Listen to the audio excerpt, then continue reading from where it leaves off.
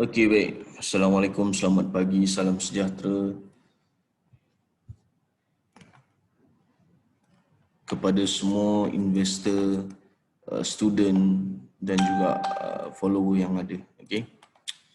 Jadi kita akan mulakan hari yang baru seperti biasa, analisis untuk GU.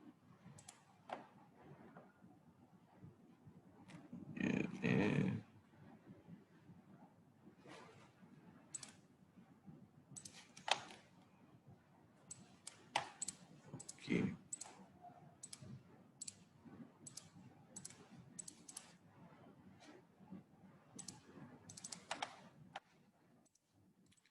Okey, baik.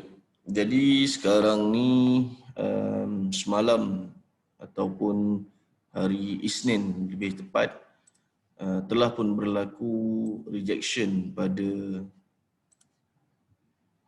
resistance, kalau tak silap saya. Ya, betul. Weekly resistance. Okay. Di mana rejection pun telah pun berlaku. Seterusnya berlaku cubaan untuk membuat retracement pada aras harga monthly RBS. Okay. Yang atas ni pun sama, monthly RBS. Okay. Yang ni, dua ni monthly RBS lah. Dua ni.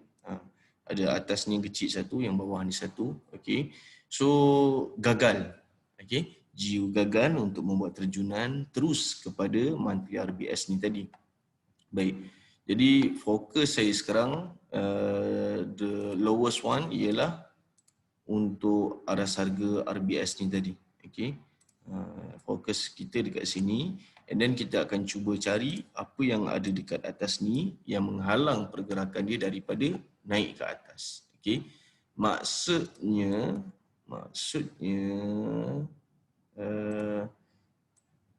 range price yang saya cari sini. Apa yang berlaku antara dua tempat ni tadi. Okay. Okay. So sekarang kita akan turun ke time frame. Sebelum kita turun, okay. Clear, semua clear, solid. Tak ada apa masalah kat situ. So daily yang tadilah, daily pun tak ada apa nak update marking. So kita tengok apa yang berlaku dekat H4. Apa yang berlaku dekat H4 kat atas ni. Dan juga ni line dia lah. Okay. Saya remark siap-siap dekat sini dan juga dekat sini. Okay. So kita nak tahu apa sebenarnya yang berlaku ni kat sini. Okay, nice. Jadi sekarang ni apa yang sedang berlaku ialah minor downtrend. Okay, minor downtrend. Level yang masih lagi belum berlaku sebarang retracement, dan retracement itu wajib berlaku bagi menentukan ataupun meneruskan perjalanan untuk USD terus terjun ke bawah. Ini dia. Ini price dia. Okay. 133816. Tak kisahlah korang pakai broker apa pun, tapi this is the price yang mana pada saya dia wajib untuk terjun ke bawah. Kalau kata dia nak terjun, ini SBR yang dia wajib cari. Okay. So bila mana berlakunya retracement kat sini, dia continuation untuk trend sell tu makin kuat, makin tinggi. Okay. So dekat sini belum berlakunya sebarang retracement, macam tuan-tuan boleh nampak dekat sini telah pun berlakunya retracement. Dekat sini. Sini dah jadi retracement dah ni. Tapi ini bukan point yang kuat untuk kita kata wajib berlaku retracement. No, sebenarnya dekat atas ni 133. Okay. Next point yang kita akan cuba cari ialah okay, sekejap. Sebelum kita cari pot yang dia akan turun ke bawah, point turun ke bawah, sebelum kita cari tu, okay, kita tengok dulu. Okay, sini pun memang ada satu untuk H1 punya, yang ni nombor 2 untuk H4 punya, so tak ada masalah. So ada kemungkinan besar dia akan turun ke sini dan dia akan naik sampai sini. Ada kemungkinan. Okay. Okay. Point ni sesuai untuk dijadikan sebagai point retracement yang wajib berlaku. Ni point ni. Ini wajib berlaku ni. Wajib berlaku retracement di sini. Kenapa wajib? Pasal apa? Candle bear dah ada dah. So, dia mesti sampai sini. Wajib dia sampai dekat aras harga ni. Wajib. Okay. Then dia akan pacak naik atas. InsyaAllah. Okay. Saya buat sikit macam ni. Turun ke bawah. Then naik ke atas sini. Dan kita nak kena tengok macam mana. Okay. Sekiranya telah pun berlaku retracement. Then dia akan turun ke bawah ke macam mana ke. Kita kena tengok balik benda tu lah. Okay. Mungkin ada yang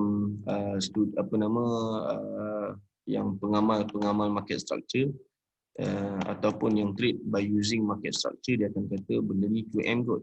Saya tak tahu, saya tak mahir benda ni. Saya cakap awal-awal.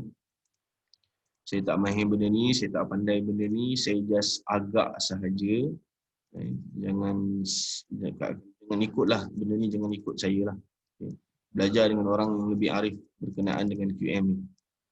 Okay. Saya pun just agak-agak sahaja sebab of the time saya guna SNR, bukan saya guna QM. No.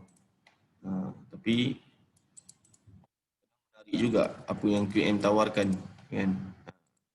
Contohlah lebih kurang macam itulah. Tapi kalau tak silap saya lah, daripada apa yang student saya cakap, dia akan entry dekat sini dengan sini. Wallahualam. Okay.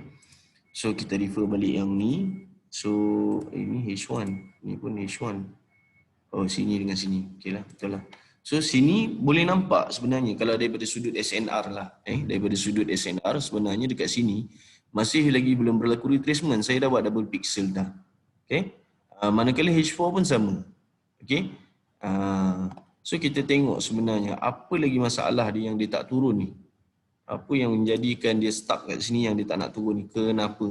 Okey, itu soalan yang pertama. Soalan yang kedua, adakah kemungkinan besar akan dinaik sehingga ke atas ini kepada aras harga ni?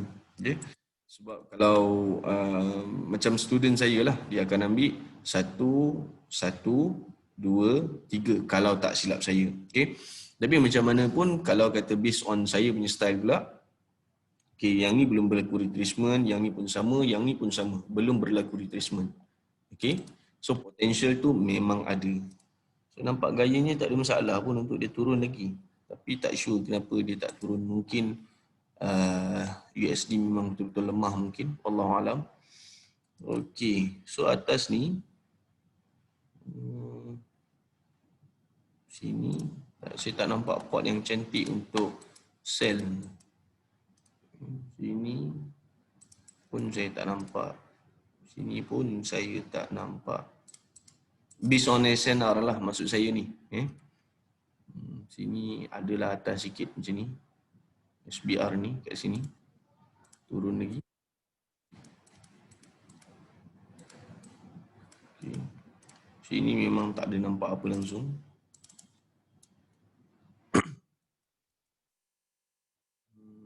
Sini pun sama, tak ada nampak apa langsung. Sama juga. So saya akan kekal dengan SNR lah. Saya akan kekal dengan SNR. Based on apa yang saya tahu, saya akan sell dekat level yang belum berlaku lagi retracement. Okay. So sekarang ni punca kenapa dia tak naik? Kenapa dia tak turun? Kenapa dia tak turun sampai sini? Kan? Sini dia dah buat retracement sini. So ada kemungkinan besar dia akan naik ke atas terus. Ada kemungkinan. Tapi level ni je dia main ni. Sini 14 pip. Sini 5 pips. So kalau kata saya buy ni, potential untuk float sebanyak 15 pip tu ada. Agak bahaya.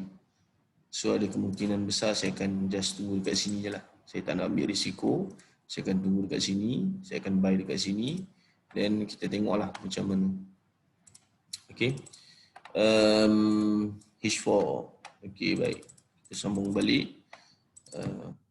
macam biasa, by Bada Allah, kita ada beberapa level of analysis.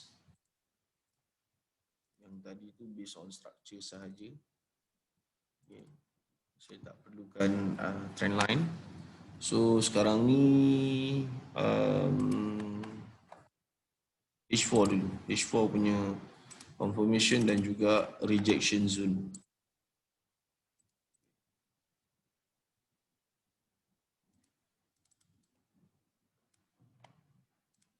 Okay. So H4 punya kita bubuh dekat sini, area sini. Okay. Ini H4 punya.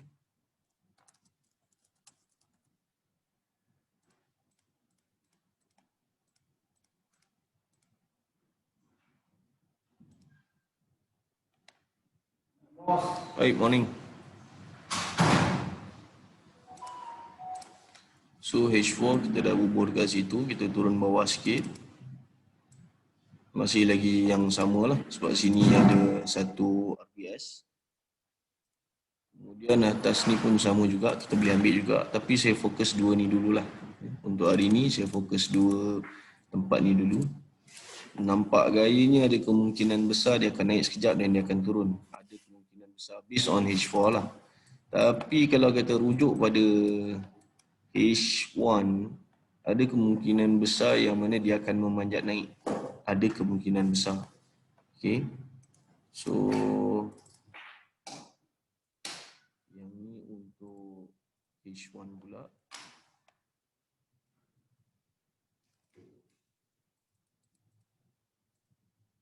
H1 confirmation dan juga rejection zone.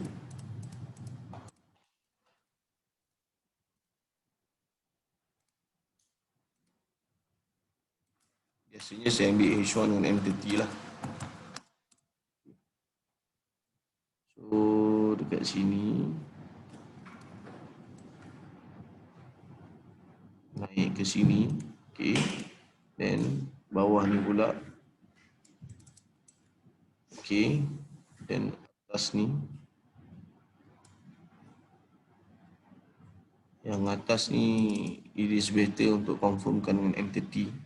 Apa kita kemaskan lagi nanti.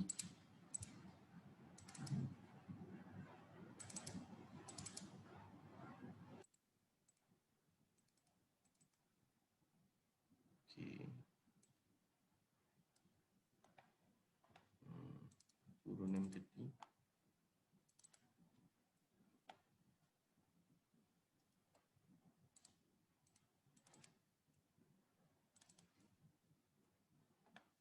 Okay. So yang ni kemas, yang ni kurang kemas. Sini sepatutnya. And then sini. Okay, cantik. Nampak sekarang ni dia terkejun.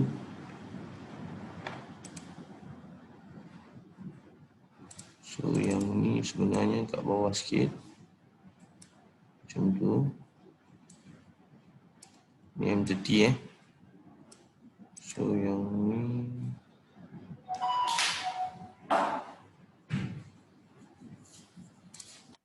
ni ada satu.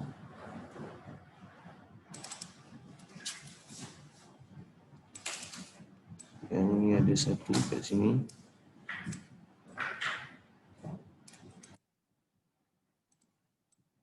Bawah sikit. Ini based on M30.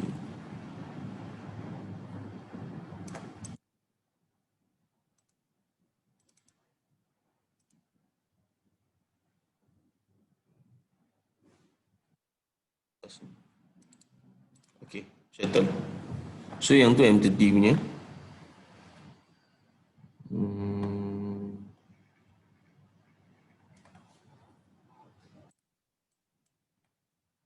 Okay. Nampak tak? Weekly dan daily punya RBS ni duduk align dengan H1 punya RBS. So memang cantik tu. Okay. Saya turun M15. Okay. Ni reaction market terhadap kedudukan syiar zon. Tak payah pening ni. Sama saya padam. Okey. Sekarang ni kalau saya buy, saya akan float sebanyak 9 pips. Adakah saya akan buy sekarang? Tak nak dulu. So ni level-level yang saya akan perhatikan berlakunya rejection ataupun tidak. Aim saya akan buy dekat sini. Seterusnya TP dekat atas ni lebih kurang lah. Normally kita target jauh, tapi saya akan ambil dekat je. Saya tak ambil jauh. Unless kalau saya ada masa, saya monitor, then saya lock profit, saya biarkan dia terbang, yang tu lain lah. Okay. InsyaAllah doakan kestabilan emosi, kan, ketenangan dan juga kesempurnaan di dalam membuat analisis. Sempurna cara kita lah, kan? Tak ada yang sempurna melainkan dia. Tapi macam mana pun kita cuba yang terbaik, kan? Kita akan cuba yang terbaik insyaAllah, meminimalkan risiko. Dan dalam masa yang sama saya nak maklumkan yang ada kemungkinan besar untuk hujung tahun ni kita akan kurangkan kita punya range of return. Sebelum ni 10 to 20, so ada kemungkinan besar dia akan jadi 10 to 15 dan sebagainya. Apa-apa pun saya akan maklumkan kemudian insyaAllah. Saya akan maklumkan dalam grup lah. Baik, sekian saja daripada saya untuk hari ini. Doakan saya stabil, tenang dan kekal waras dalam membuat keputusan, trading, entry lot size dan sebagainya. Mudah-mudahan kita akan tutup perniagaan kita pada minggu ini dengan counter untung insya-Allah. Assalamualaikum warahmatullahi